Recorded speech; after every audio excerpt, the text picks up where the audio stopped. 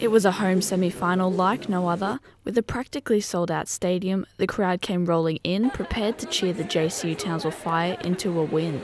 The Fire was going all out for their fans with 2 big screens, a blacked-out team intro and a fun halftime show. We put on a show today for the WNBL. I think we set a standard today. It wasn't the ideal start for Townsville, with Susie Bakovic going down, but Kayla Francis and Jill Harmon ensured they had the paint covered as the Fire pushed out to an early 10-point lead at the start of the first quarter. Belinda Snell worked hard to put Bendigo back in it in the second quarter.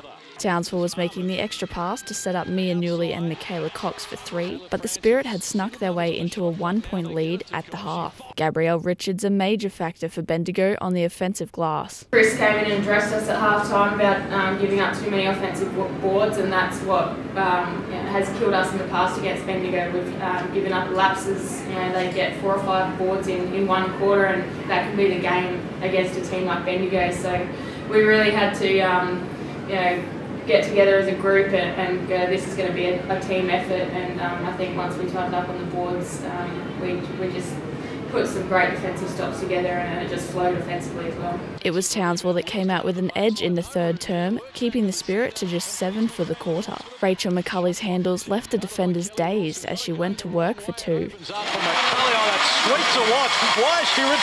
The Fire had a 14-point lead entering the final term and were only looking to extend it as Mia drained one from deep and Susie found a way to the hoop. It was Steph Cummings' back-to-back triples that only added salt to the wound for Bendigo as the Fire won 82-63. Kayla Francis with another double-double on 20 points and 14 boards, while Steph Cummings had 15 points and 3 boards. Mia Newley ended with 14 points and 7 rebounds, while Susie Bakovic also had a double-double on 12 points and 12 boards.